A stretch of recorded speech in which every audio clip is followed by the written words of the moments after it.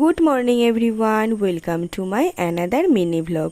তো আজ সকালটা স্টার্ট করলাম 1 কাপ গরম চায়ের সাথে। আর আজ ব্রেকফাস্টে ছিল ঘুগনি মুড়ি আর ডিম ভাজা। তারপরে তো মাকে একটু রান্নায় হেল্প করছিলাম। হেল্প মানে আমি একটু মাছ ভেজে দিচ্ছিলাম। মাছ ভাজতে না আমার খুব ভালো লাগে, তাই মাকে আমি একটু মাছ ভেজে হেল্প করছিলাম। আর জানি না কি হয়েছে, আজ সকাল থেকে তো আমাদের এখানে কারেন্ট ছিল না। কারেন্ট এসেছে প্রায় সেই সন্ধ্যা নাগাদ। তো এত গরমের মধ্যে তাই আর তেমন কিছু ভিডিও করা হয়নি। তারপরে তো লাঞ্চ করে নিয়েছিলাম। আজ লাঞ্চে ছিল ভাত, ডাল, আলু পোস্ত, মাছের ঝাল আর ছিল আমের চাটনি।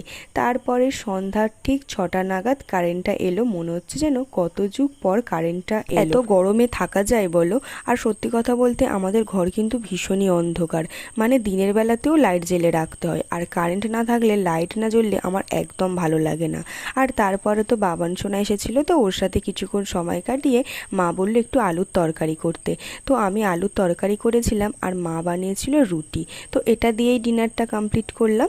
তো আজ ভিডিওটি এই পর্যন্ত। ভিডিওটি ভালো লাগলে একটা লাইক করে দিও।